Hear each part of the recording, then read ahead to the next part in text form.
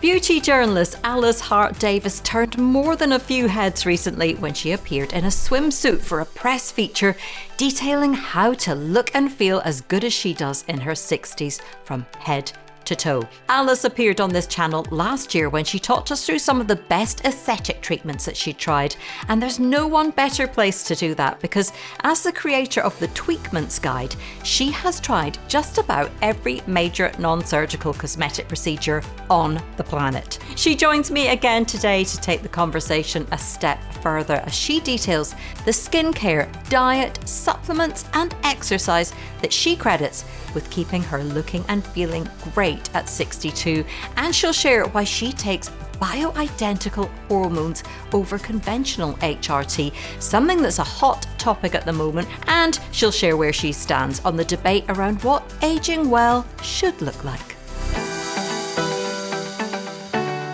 Alice, I have to thank you for coming back again to talk to us. My audience just loved what you had to say last time, and you know that I caught a piece that you had done. I saw it on Mail Online where you were looking absolutely sensational in a bathing suit. You're very brave. So thank you for asking me back, Claire. But look, these pictures that you see online, the Mail wants a great image. The Mail knows how to get a great image, and the Mail will do everything they need to get a great image. I mean, okay, I'm in reasonable shape, but I used to hate having my picture taken, face, Yes. let alone body. So it's fantastic. You go in, there is makeup, there is hair. The photographer is standing there saying, stand like this, pose like this, breathe like this, move. The other of the pair is on the digital thing saying, that looks weird. And then she'll come over and literally maneuver me into position. There was a lot of body bronzer on my tummy, I can tell you. So that was... I don't think there was any disguising that you were in great shape, though. I mean, thank I you. love Thank that. you. I That's love the very kind. humility. But no, clearly you're in great shape. And that was very, thank you. Thank you for making us feel a little bit better Okay. by saying they did everything that they could to get the best shot. It was described as a guide, head to toe guide to looking and feeling great in your 60s, as you are. Do you mind me asking your age right at I the moment? No, of course, I'm very nearly 62 in a matter of weeks. I will be Okay. 62, so I better start thinking about it like that, which it just is as it is. It all really matters how you feel on the inside. I think when I was a bit younger, I used to think that maybe I'd get back to all sorts of bad behaviors that I had in my youth, like sunbathing and smoking and something. And when I was 60, I'd take them all up again. Now, I went through a phase of thinking that, yeah. Well, last time we talked through your experience, because you've tried just about every aesthetic lots treatment of or stuff. major Yeah. aesthetic treatment known to man, which is fantastic. But we didn't get a chance to talk about your skincare routine, which of course everybody would have Okay. been desperate to know. What does your routine look like, your Okay, daily routine? it's probably more categories that I swear by than specific products. Okay, So yeah. sunscreen number one, which is incredibly boring thing to say, and people think, oh, we know that, but use it, just use it every day because it reduces the impact of ultraviolet light on our skin. Ultraviolet light is breaking down the collagen, doing all the stuff that ends up as damaged skin. If you use only one thing, sunscreen and moisturizing sunscreen in the morning all year round, because even in the grey old UK, there is UVA coming through the clouds anytime there's daylight, and that is the longer wavelength of UV that damages the skin. So sunscreen always. Keep your skin clean. Use a cleanser. Any cleanser. I prefer a gentle wash-off cleanser. I like a wash-off cleanser, but a creamy one. It doesn't have to be expensive because it is going straight down the plug holes. So, if you need a cleanser with an exfoliating acid like an alpha hydroxy acid in it to do a bit of that sort of exfoliation on a regular basis, great. There's a lovely product I like called the Neostrata foaming glycolic cleanser. Sounds terrifying, but Okay. it's actually nice. But otherwise, a very basic Cetaphil or CeraVe cleanser. I like in the morning a vitamin C serum. Mm-hmm. Mm-hmm. Um, SkinCeuticals are often kind enough to send me their lovely, very expensive serums. So I'll use those. I like Well, do you Revision. know the SkinCeuticals, when you mentioned them, what was interesting there is I'd noticed there was a study that had been done by another skincare company or had been funded by another skincare company. Did you see that? And No, they'd used SkinCeuticals as the kind of, yes. comparison. And had they got comparable results? Well, their vitamin C and ferulic And see for real, serum, yeah, yeah, yeah, yeah. delivered fantastic results Oh, okay. in Well, we need to skin know that. pigmentation. But it resonated because you thought, wow, there is something that's easy to recommend to people than the really expensive ones. The trouble with vitamin C is it all does depend on the formulation, and just saying there's vitamin C in the product isn't that helpful. So you need something with a clinical study behind it. Then you think, okay, this will genuinely benefit me. I have one friend who really struggles with pigmentation, but she will not, for all my prodding, go and have any tweakments, any Yeah. IPL or laser for that. So she is my vitamin C tester. I send her a lot of the stuff, and if she likes something and says she sees a difference, you think, okay, that's And had brilliant. she seen a difference with the She SkinCeuticals? hasn't had that actually. I've selfishly Right. tend to keep that for myself You're because I know not that giving. I know it's kind of gold standard, that one. They've had the patent on that particular combination of ingredients for 20 years, and I dare say they're going to have it extended now. But what next? Moisturizer, maybe if it's a lighter weight vitamin C, my skin feels dry, and sunscreen in the morning, and sunscreen before makeup. If the makeup has sunscreen, that is not really good enough. If Yes, you put on foundation with sunscreen at the amount to get the amount of coverage that you need for it to work like a sunscreen, you will look caked. And in the evening, I like a retinoid of some sort. Not everyone's skin can tolerate retinoids, but there are so many well-formulated retinoids. I mean, I'm always recommending the Medicate range of it is a lovely crystal range. retinal, because that is retinaldehyde, which is stronger than retinol, but it's quite gentle on the skin. I think it's 11 times more potent than retinol, That's right. but most people can tolerate it. It's a step-up system, so you start with a very low dose of it, and then as you get used to it, you build up. Actually, my friend with the pigmentation, she loves that, and she's working her way through, and she keeps telling me how great it is. It And is. part of me wants to say, I know, but then you want to say, actually, I really value that because this is your real world Yeah. experience of it. My mum said the same, and I mean, I've done a comparison of Medicaid against a much cheaper brand, Geek and Gorgeous, which you've Oh, probably heard yes, of. yes. I always think the Medicaid products, really across the board, are fantastic on skin for just they're so well formulated, they're gentle, they go on like silk, so it all works. If you've got the budget, it all works. Something like Geek and Gorgeous, their retinaldehyde range, also Oh, excellent, but it's okay. just a less sophisticated formula. You don't get the glide and all, but it Okay, works, but it works. I think, just Okay. as well. And have you tried the other ones that I find are great to recommend, and people just need to get their head around the fact they're not glossily marketed, are the compounded prescription retinoids done by companies like Skin and Me, like Dermatica, Clearer. Emma Craythorne's range is a bit more expensive, but there are actual dermatologists who down the line will study the pictures you send in, put together a formula with a little bit of tretinoin, which is the prescription strength vitamin A, and then you see how you go, and then you continuously send them pictures, and they can adjust the formula, and that can be, I don't know, it was 20 quid a month, probably 25. I think Clear is more like 60 a month. Well, when I used Dermatica, and you could kind of delay the next one coming because I Yes, just used to yes. use sort of small amounts of it. Do you use tretinoin on and off? I found it. I never quite got rid of the irritation and dryness around here, No, and I do you think know? avoid ongoing inflammation. I scrapped it. Yeah, that's one thing I never have, because I'm trying out so many other Yes. retinoid products, but I can tolerate quite a high strength of them, which is great. You know, my poor old skin has been retinized, as they say, over the years. Because it is a question of loading the retinoid receptors, and then they develop more and your skin can absorb more. So it is a long, slow game. But I know I've been up to the 20. I'm not sure I've tried with the Medicate range. I'm not sure I've tried the 24. I have to just keep an eye on it because it takes a couple of days for your skin to react after a strong retinoid. So you tend to put it on the first night and the next day think, oh, that was fine. Use it again. And then the next day is when the reaction from the first day comes through. And Yeah. then, of course, you will have already compounded it by using it on the second day. So then you think, oh, just take your own advice, slow and low with these things. Yeah.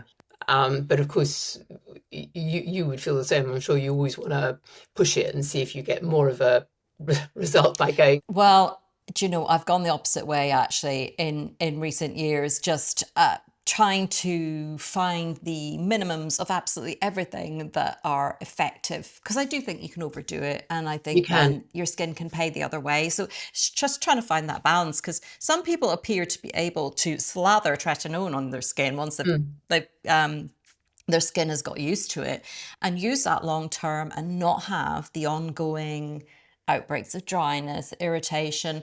And then there's other people like me that tolerated it fairly well, but it kept happening, kept coming back, this irritation around my mouth, dryness. And I do desperately want to avoid inflammation of any kind. So that's why I swap. But then you've got other people who have severe reactions to it, and Yes, that's yes. where you And need the good dermatologist to tell you how to use it. Because I hear some people, they're just handed it, on you go. really, it's about creating healthy skin. I think that's how Mm, we ought to think of it. And I'm aware that there's much more of a narrative now around, you know, maintaining, rebuilding the skin barrier, the skin microbiome, and not continually trying to trash it with aggressive ingredients. So I am trying to move in the direction that you are doing. But during the winter, I find, your skin changes from season to season. And if my skin is kicking off or I've had a particular procedure and it's taking a long time to settle down after that, then I will step right back to nice, gentle, supportive, moisturizing things and let it adjust. well, that was one of the things I picked up from our last conversation, actually, is that you are putting your skin under stress a lot. Yes. And you're 62, and here's me, Mrs. Cautious, like to Yeah. make sure my skin's completely balanced at all times. Okay. But I think, well, gosh, you know what? There you are, 62. It's not really done you any harm. So, No. it is that kind of. Sometimes we can get too tied up in what Um, are we doing? Are we causing yes, harm? And I have had the huge benefit of always being looked after or going to see really good practitioners and getting good advice. And if any particular treatment does appear to have trashed my skin too much, usually a few of my practitioner friends jump in saying, "Oi, they shouldn't have done that. Come and see me, and I will do this thing now." yeah, Um, some of the treatments, the practitioners know that I can handle a much more intense treatment yeah. than they would normally give to somebody, which makes everybody think I'm some kind of complete tough nut, sort of adrenaline junkie for treatments, which I'm not really. I'm Mm. curious, but it hurts as much as it would on anybody. And there's often a moment where you're having thing X done all over your face, and you think, why am I? Why am I going through this? Is it going to be worth it? Because this is actually no fun. And most of these treatments can be done in a very slow and steady way to build up layers of results rather than one big thing.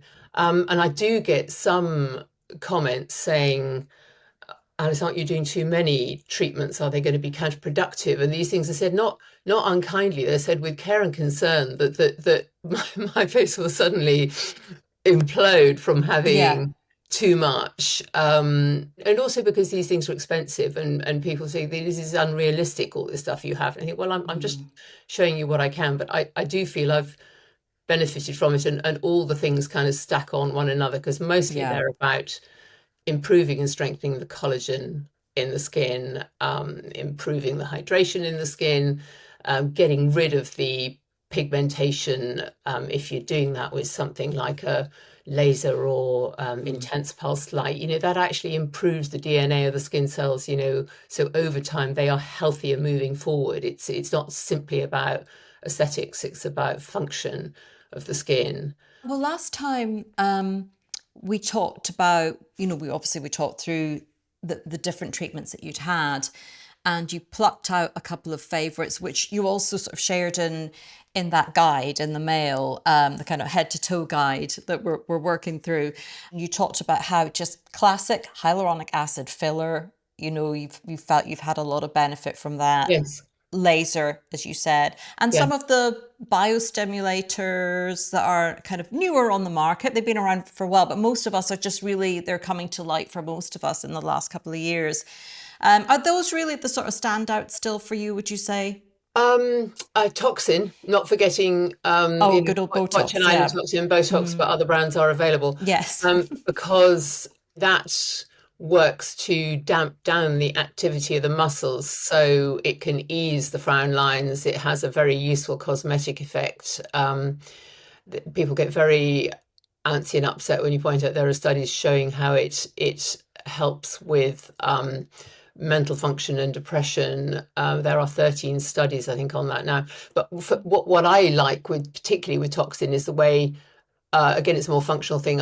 If you have it in the jaw, if you grind your teeth and set up a lot of tension, it relaxes that temporarily. Yeah. That I Yeah. find very helpful. But yeah, we lose volume from the face as we age, or the volume redistributes itself in the face as we age. The fat pads flatten and then slide south. And when we've lost that facial volume, and the effect is exacerbated because we're losing bone volume at the same time, which I think most people don't realize. So our skull is literally shrinking inside our heads. But the only thing that will replace that volume in the non-surgical thing is injectable hyaluronic acid-based fillers. Or fat, I guess that would be, Or, but that's or, a, or, or that's a, fat. I always think that's more semi-surgical because you've got to have the fat. yes, I do. That has Yeah. liposuction, and it's a much bigger deal having it injected in your face. But yes, so to restore that, the hollowing in the temples, the volume here, it's done my face a lot of good. I know it's lasting rather longer in my face than I had thought. I had an MRI a few years ago, which showed there was an enormous amount of it in my face. But it's all exactly where it was put. And because my face doesn't look problematic, it puzzles a lot of people, even surgeons in this area, because they say, but you don't look hugely overfilled. And it's just settled where it was left. And it's where it was put. It hasn't moved. People who just see, oh my God, you've got all this stuff in your face. They say, why on earth aren't I having it dissolved?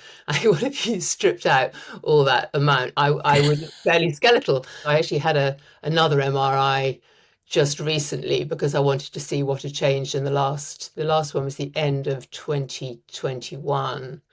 So there is actually even more in my face. I haven't quite got around to talking about that yet because I don't quite know how to present it, because I know the net result of people seeing these MRI images is that they're then terrified of filler, and the narrative goes around that the filler will migrate, which it really shouldn't. Well, It's I hear been that a lot put in in the there. comments if we But talk people about think filler. it migrates automatically, which it doesn't, only if it's been put in too great a quantity somewhere where it will move along the line of least resistance. So if there's too much in the lips and there have been puncture marks and whatever, it will start to work its way out around here. It can move, but it generally shouldn't. But it depends how well it's been done, the Yeah. forces exerted on the face, etc. I mean, it's something I'm asked about a lot, is that migration of filler. So I think it's a very good point that it does not happen in every case. And it's always practitioner dependent, isn't it? How well it's actually Yes. placed in the first place and where it's placed. Always practitioner dependent. And if you think you've got issues with filler lasting longer than it should, or swelling up or whatever, the thing to do is find a practitioner who uses an ultrasound, a handheld ultrasound, which increasing numbers of them have in their clinics, because then they can go over your face and see very clearly where there is filler still sitting in the tissue. You haven't got to go, and I paid goodness nearly £1,000 for that MRI. Gosh. It's you don't want to go and do that unless you've got a real Yeah. reason to, or burning curiosity like me. But I think the thing to know with filler is it's brilliant, but don't keep having filler top ups unless your clinician agrees, and you can see it's not distorting your face. Yes. Yeah. And be aware that it can last a lot longer than it should. The biostimulators are really interesting because they've been around a long time and are coming back. I've just been trying Sculptra, which the particles are called PLLA, polyl-lactic acid, and they're in a suspension, and they are injected more broadly just under the skin to stimulate collagen in the skin. I had some in my temples as well. Mm. So that is more a dermal thickening treatment. They say it does stimulate collagen and it will give a kind of slow growing volume over time, but it's not the plumping instant Yes. volume you get from filler, and it gives a sort of tightening as the collagen develops. I've just had my second treatment. You usually have two or maybe three, depending on what your practitioner thinks will benefit you. So I'm going back to see her in early June, mid-June, Mm. when we'll do an assessment and 3D pictures of what has changed. Because what she thought it might help with me was the accordion lines, which are the kind of vertical ones. Your camera's very forgiving here, but if I go backwards, it's the vertical ones there, the whiskers, as she called them. And Right. Okay. those were softening because it's just making the collagen stronger. And then people say, oh, surgeons hate Sculptra Yes. because I've heard that. it makes it tricky to do a facelift. And you think, yeah, it does make it trickier. If you're a serious candidate for a facelift, this is not something to go and do in the like 3 years before you Mm. present yourself. But then so do other things that make facelifts more difficult are the energy-based devices like Mm-hmm. particularly That's right. radio frequency microneedling, ultrasound, which kind of stick together Mm. the tissues. One surgeon said at a meeting, which was made a great impact on me, that when he opened up a face, it was often like going into an old junkyard. You never knew what you were going to find. This Mm-hmm. was particularly in New York, where a lot of the patients presenting for facelifts will have done a lot of less invasive non-surgical treatments over the years. So that all stacks up.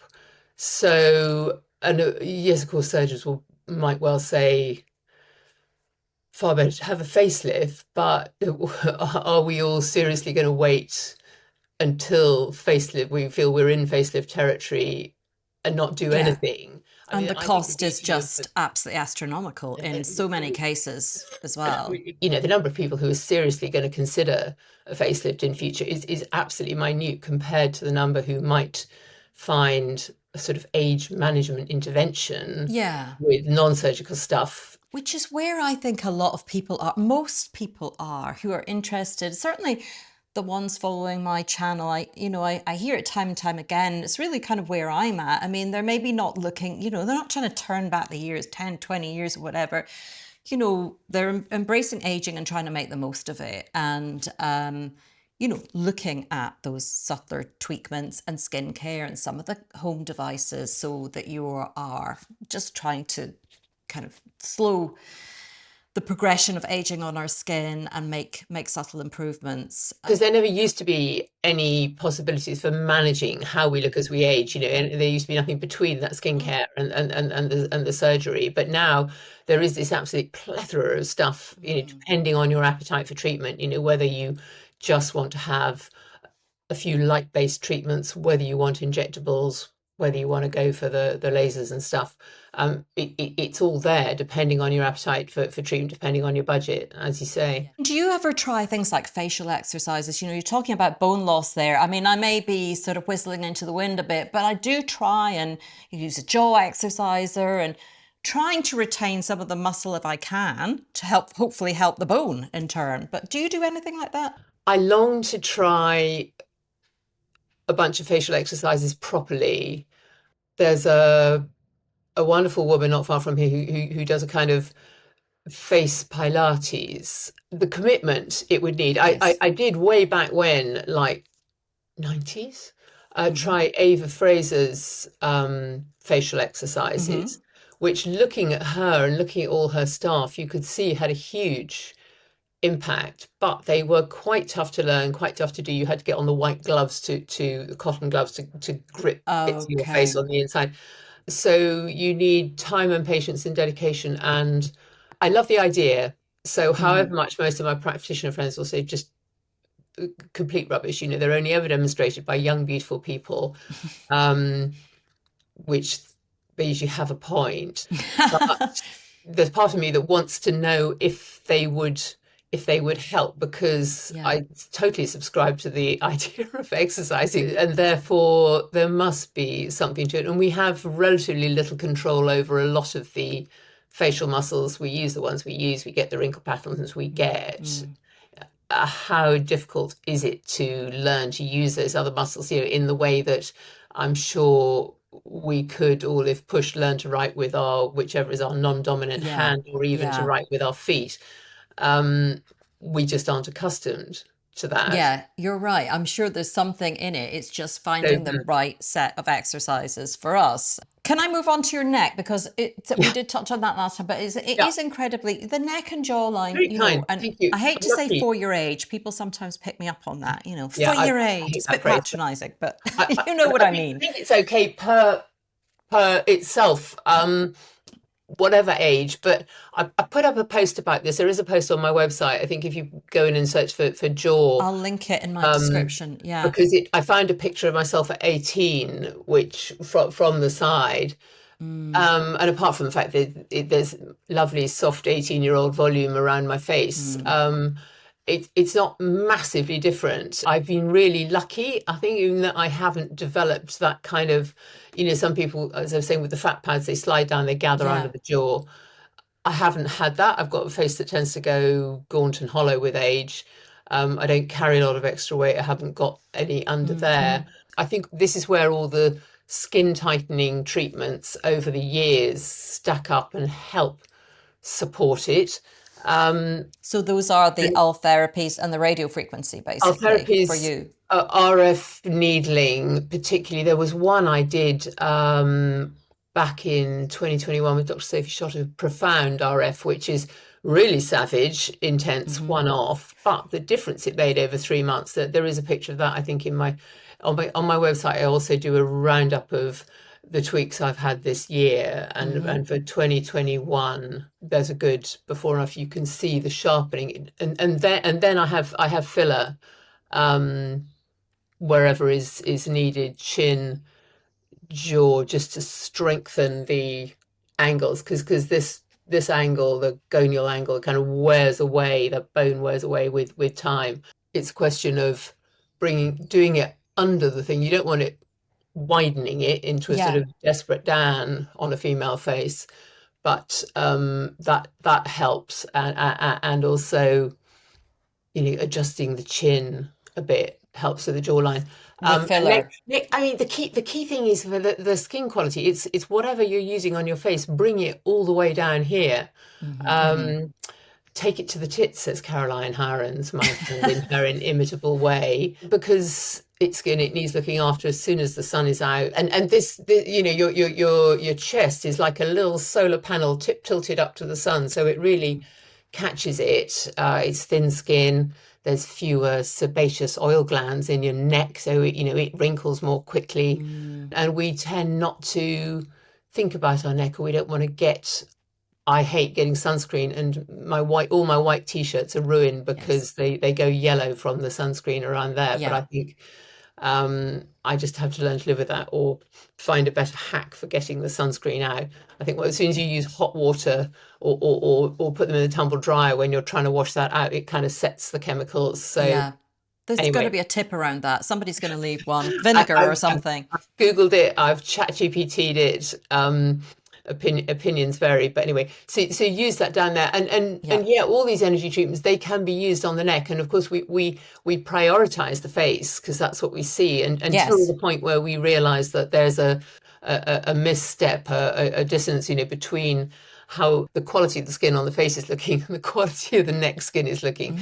And we normally don't notice the neck until it's not Well, too late, but it needs quite a lot of work. And in terms of treatments, that ends up quite expensive. So injectables like Profilo, or the polynucleotides, or anything that's working on skin conditioning. The biostimulators, I know it's off label for many of the brands, but there's one called Radiesse, which is the stimulant particle is calcium hydroxyapatite, which are like tiny bone chips in a suspension and injected in a very diluted way down the neck. People are getting lovely results with that. Ooh, That's good to becoming more know. popular. And that's just really for crepiness. That sounds Skin like the sort of thing that quality, would be good skin for that. quality. Yeah, So yeah. it's stimulating Rather than collagen. major toning, it's just taking care of that kind of on a more of a Yes, superficial level. Yeah. it's stimulating the Hmm. collagen. That will improve the hydration of the skin. That will help the whole thing function better. Mm, The skin will be that bit thicker and it will be that bit tighter, but it's not going to take the whole thing back. yes. You can take out fat with liposuction or whatever, then you might be left with loose skin. You could use, if you have a double chin, you could use radiofrequency microneedling if they use it on a deeper setting so that the energy goes into the Hmm. fat rather than the skin. That can bring it down. The radiofrequency can tighten up the area. There's lots of options. Let's touch on eyes briefly, just because you spotted my rather unfortunate experience. You commented on Oh, Instagram. Can't Claire. believe I did Oh, that. So oh. I'm a little bit shamefaced now about the whole thing. Well, you Yeah, perfectly on a just like whim. I get so many questions. Should I have what do they call it? Plasma fibroblast? And you think that is not a proper thing. It's a beautician using a pen creating burns. But I don't know what the treatment was you had. It was the latest version of Plasmage. And I had seen, it was on a whim, right at the start of the year. My feeling was, do you know what? I know this is not going to be like surgical eyelid. I thought, if it gives me something, just Yes. something. It Yeah. was 200 quid. It was really cheap. It was way outside Edinburgh. And I thought, oh, that's so cheap. You know, what could possibly go wrong? Okay, well, that's the warning. Why is it that I know. cheap?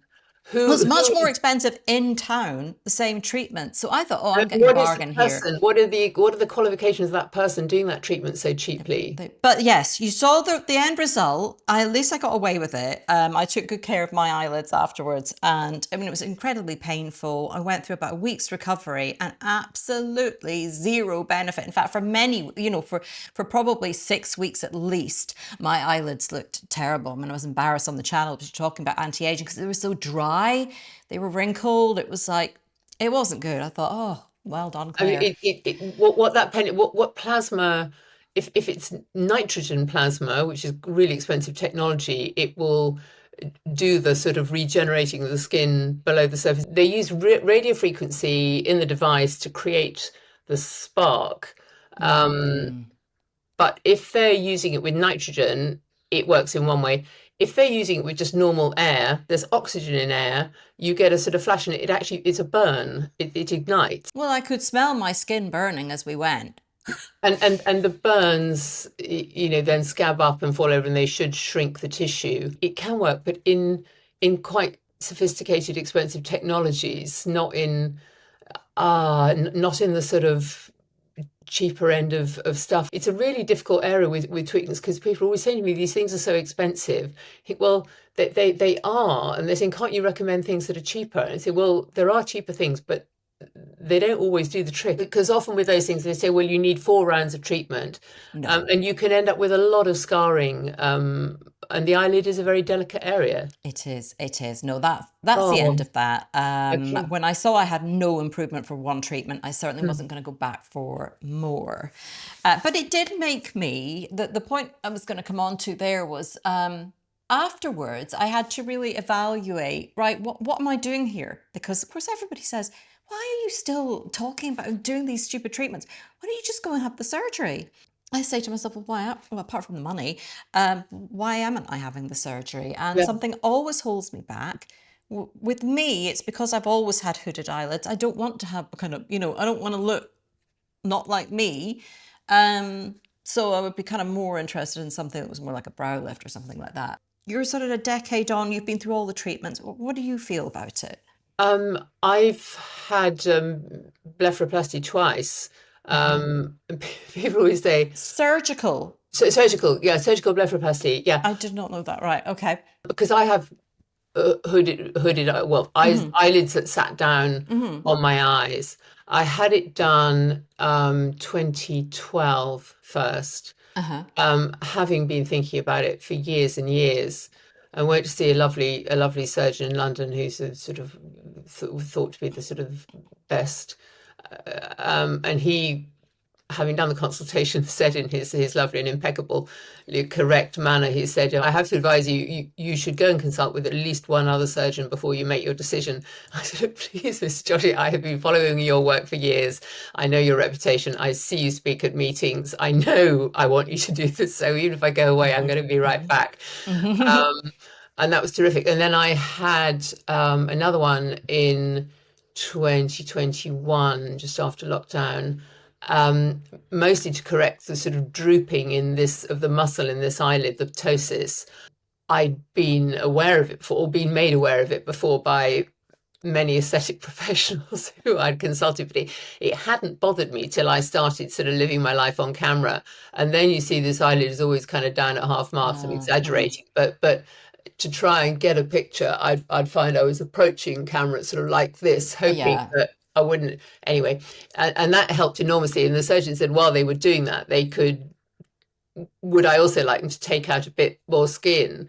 And I was like, is there skin to take out? I only had this done, well, what, nearly 10 years ago. And they said, well, yeah, they took out about another 7 or 8 millimeters. God, Gosh. I just have got the kind of eyelids that go on producing a lot. I know this. I look at my adored mother, now in her late 80s. I know how my eyelids are going to go. It's just I, genetic thing, and I yeah. also know how you mean it would be helpful to have a kind of brow Mm. lift to pick this whole bit up so it didn't sit down so much. But I think generally my eyes look a bit more open now than they did even years back. I should do sort of series of I should put them together in a post to show. Yeah, that would be interesting. I mean, my lovely audience on Instagram, they're often saying things like, "Have you ever thought of a blepharoplasty? Your eyelids are quite whatever." I think I might leave it a few years before the next one. Honestly, the recovery is really straightforward. Mm. It's the simplest thing. It doesn't hurt. You need to have a proper week off, if only because you will heal faster. Yes. You can be really, that was how the latest surgeon got me to sort of slow down, because I was saying, well, surely I can go out and about and whatever. And it's amazing what people don't notice, particularly if you've got a pair of I glasses on. know. It's not for everyone. It's absolutely not No. for everyone. You're so right. No, and I mean the expenses that kind of decides it for a lot of people as well. I'm interested in your thoughts on this though, because I quite often see a movement on Instagram. You will have sort of typically ex models that are just sort of naturally stunning in their 50s and very on the age naturally. What kind of idiots are going out and doing this? What kind of nasty people are going out and foisting treatments on them and all the rest of it? And I do Yeah, think, yeah, listen, look, if I was looking like you at 55 with my natural silver hair that was all uniformly silver and shiny and fantastic and this super tight face and all the rest of it, you know, that is easy to arrive at. But I always think of people who genetically the skin is sagging, they're depressed about it, or they've got really noticeable sagging around their neck. They don't feel like themselves at their age. And I think it's a real shame that we're doing this to each other. This kind of, yeah, this is the best way to age. No, this is the best way to yeah. age. Making each other feel bad about whatever choice we make. And is that your sort of take on it? Because this movement it's getting noisier and noisier, Um, and I think it's a shame for people who don't look, haven't got the God-given yes, genetics that you've been yes. given, and you're telling them they're vain for wanting to have a facelift. Yeah, telling them it's superficial. It's really not. It's quite fundamental. And because I hate the phrase of losing your looks, but that all Mm, comes along at a stage of life where we're losing our fertility, we are losing possibly our relevance, our importance in the workplace as women. And that's all pretty challenging in a number of ways. And it's perfectly acceptable even to these people who claim to want the natural aging to want to dress well, wear mm, makeup, have mhm. to present themselves well. in the way they dress, in the way that they style their hair. No one's suggesting we should never go to the hairdressers again or the No. hair, it's back to that sort of sliding scale of what people are comfortable with. A lot of people, the fashion, the teeth straightening or whitening, the makeup, the whatever is fine, but not anything that involves needles. But I think it's incredibly difficult. I've been trying to write something about this of how women can't win because No. there are so many posts on social media about what has X done to her face when none of us know, but most people in the public eye are having a fair bit of stuff done, however much they might deny it. I mean, To continue to work, that is you the know, in absolute most fact cases. because, and that's what society values, and that is really unfortunate. And I know it's all very well for me to be sitting here saying this because I'm really lucky with the way I look now. I'm not having to contend with it being a question of do I just develop myself as a character rather than as the face I used to have. But back to your question about it shouldn't be considered trivial or vain because how we feel and how we look plays and how we perceive we look plays a large amount into how we feel, affects how we present ourselves to the world, our confidence levels and all the rest. And if having that face of makeup or having that bit of softening toxin or having a something of some sort done to your face to help you face your life and the world a bit better, a bit more firmly, it's really not trivial at all. I never want to be drawn into saying anything as trite as tweakments are empowering because that's not really the right way to look at it. But if it can help you feel better about yourself, that can help you get on with the rest of your Yeah. life Yeah. in a more convinced way. Yeah, I agree. I think it's probably the toughest thing for me when talking about aging well is what that message is. And Mm, I don't think there is one single message because I if know. we can accept ourselves, we have to accept and embrace aging. I mean, I want to enjoy Yeah. aging. We should be so lucky to have this phase of life that wasn't there, Exactly. and to have the Exactly. opportunity because we know so much about. I haven't really spoken about how important diet is in skincare. Well, yeah, and I was going to come on to this, the whole, yeah, let's go, just the exercise as well, because you're in great shape. And I do want to ask, A, what your routine is. Talk us through your daily routine for diet and exercise. So But what difference, firstly, do you think that has made to your entire aesthetic? it makes a huge difference because it's the usual thing of consistency over time. Um, I was a fat kid. I was put on a diet at age 10. Back in the early 70s. As a result, I've been quite careful about what I eat ever since. And my shape just hasn't really changed very much in the last 40 years. So you could say it's just stayed the same. And over most people it doesn't. But and that's not remarkable when you're the same size as 30 as you are at 20, but when you go on being the same at 40, 50, 60, then people say, oh, this is very different. What you eat plays hugely into how your skin works, how the rest of your body works. So lots of fiber because that, and lots of vegetables because that helps gut health, and that has a huge impact on everything from mood and the serotonin you produce to your skin. Protein, particularly as we get older, everybody's banging on about it now, but you need that to support muscle everywhere. In terms of supplementation, should I mention supplements then Yeah, along with yeah. diet? If you have Because time, most yeah. of us don't get enough of various things like basics, like vitamin D, like iron. Often, if our energy levels are slumping, it can be iron. You can go to your GP and get a test for those. That's pretty straightforward. Omega 3s, I think most of us need omega 3s because we don't eat enough oily fish, or if we don't want to cram ourselves full of, if we are able to afford buckets of oily fish, and then we start worrying about the heavy metals that build up in them. But anyway, omega 3 is really good. I like vitamin C, and then I take a lot of fancy supplements on top of that because they come my way and I think they help. Collagen, I do think collagen really helps with skin, hair, and nails, particularly as we get older. Collagen supplements, hydrolyzed Yes. collagen, um, of whatever sort you like. I mean, the basic sorts will do the job over time. I take a very fancy one which has lots of extra ingredients, which I pay for, because I feel it brings extra benefits. And Tell us what it is.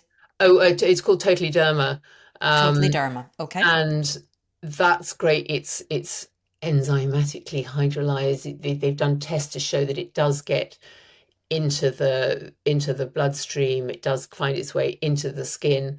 Um, Hair, skin, nails, joints. It's also very good for joints. That one was developed from a joint health supplement called Arthread, which was well known for Okay. being good for joints and joint mobility, which as you get older is a thing. And HRT, which of course is even more fundamental, I would argue, than all of those, perhaps not the vitamin D. Because if you think of going through menopause, that whole process is generally being developing an estrogen deficiency. And if we develop deficiencies of other hormones like insulin, we would seek to balance those. And estrogen is so fundamental to so many processes in the body. And for women, having estrogen back in the system, it helps protect the bones, bone density, it helps the heart, it helps the brain, and it helps the skin enormously because all of these areas have estrogen receptors in them. So in the skin, if you have estrogen back in the skin, it helps it maintain its hydration, it helps it produce collagen better, it helps it be smoother and stronger and more resilient to environmental impact. That's not saying you don't need sunscreen, but it doesn't mean you get your skin flattening into that dry, dull, thin crepiness that otherwise creeps on. And that's characteristic of what we think of as, really old skin. There's, if you think of a really old lady with that kind of papery, almost translucent, wrinkled skin.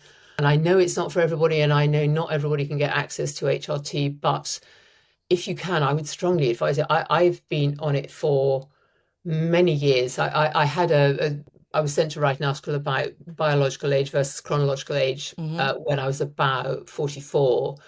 And as part of that screening of every sort you could imagine, they did a full blood test involving blood hormone levels, and they said they were all absolutely fine. But and a couple of years later, when I started to feel a bit odd, and of course back then nobody was talking about menopause, let alone perimenopause, but I started feeling a bit kind of fuzzy around the edges is the best way to describe it, sort of mentally, but also physically, just a bit fluffier, a bit thicker, and thinking this isn't behaving in the usual way. If I eat better, I would normally expect a response from my body, Yeah. but if not. And so I went back to the clinic and said, could I have that test again, whatever it was? And they said, oh yeah, your levels they're just starting to slide, nothing drastic. But so ever since then, I have been propped up, and this was with bioidentical hormones, which I know are very Interesting. expensive. Okay. You're not the Because I, first person to say that they swear by bioidentical hormones. yeah, I because must take a look at that. it's a personalized prescription. Otherwise, HRT is pretty hit and miss. I know I often feel I should go to the GP and try and get it through that route, though I suspect they might say, well, you're clearly postmenopausal, what's the point? And you think there is a massive point, but I can't convince a lot of my friends to move on to it now they're in their 60s, and they say, well, I'm fine.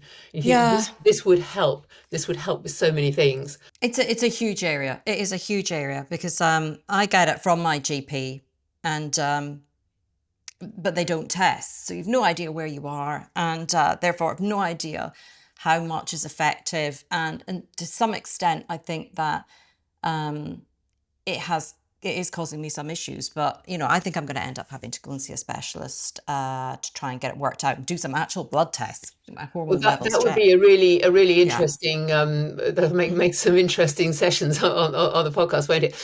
People criticize the blood test, saying they're not. But it's pretty exact. You go 90 minutes between, about 90 minutes after taking the ones in the morning, and it's really specific and at a particular time of month. So it's as clear as you can be to get a consistent reading, and all sorts of things in life affect it. I sort of feel that by now I should be, my body should carry on operating in a normal way. But I find it fluctuates hugely. The results Wow. I get Wow. depending on levels of stress, levels of activity, whatever.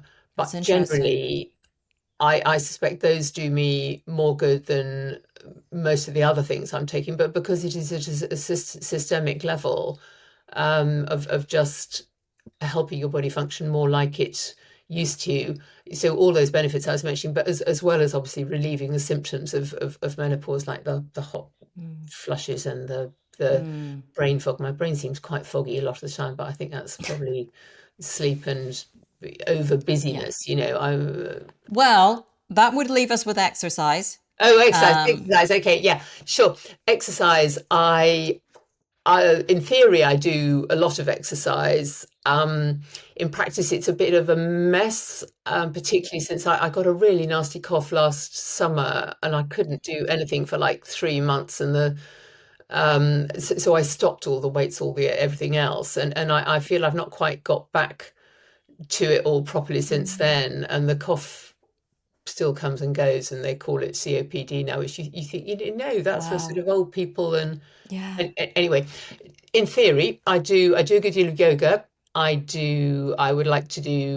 aim to do a couple of classes a week. Well, with your muscle definition, I thought you were going to tell me you were weight training Oh, thank you. several times a I week. do weights. Yeah, I do weights. And I have done weights pretty consistently since about 2011, I suppose I Very started. clever. I mean, I've been writing about health and fitness forever. So I played sport in college. I did aerobics was all the big thing when I moved up to London in 1985. I had, my back was so terrible when I was having children. Pilates was about all I could manage. And since getting past the back problems, which took about 15 years, and a particularly lovely physio who just helped me turn it all around. I didn't dare go to classes because the movements all seemed so the kind of thing that would throw a dodgy lower back.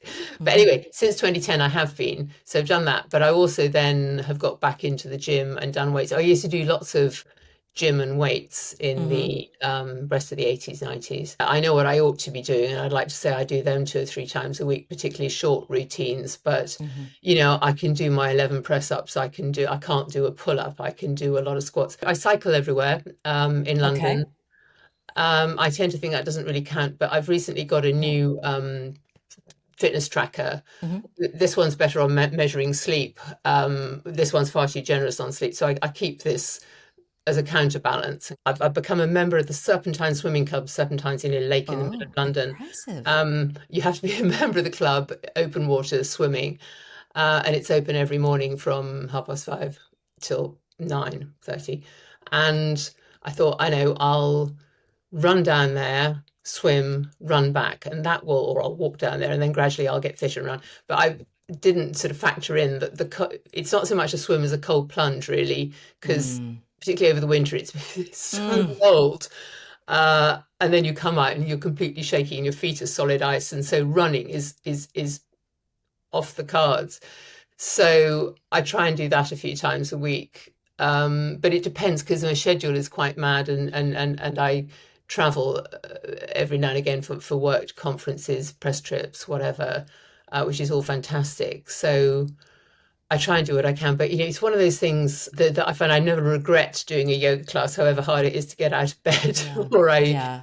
it's like you never regret having a shower, even if you think, oh, I would rather just not move Exact. I today, know. not I face know. anything. You feel right, you've done something. Yeah. If you're low energy, low mood, the best thing you can do is move one way or another, go for a walk, go to an You're so exercise right. class. Yeah, Yeah. and as we know, yeah, the muscles, it did dawn on me by the time I was about 50 that I was quite lucky to have the muscle mass I did, and if I Yes. didn't make a real effort, it was use it or lose it time. My Yeah. parents You are had very, invested in your muscle, which is something I wish I had done years before, just sort well, of catching up now. But you did a really smart thing with that. Yeah. thank you. We never used to think of it like that. No. It was just sort of there. But now we know the importance, and that, I mean, muscle mass is one of the biggest predictors of longevity, isn't it? Yeah. And for all those useful things.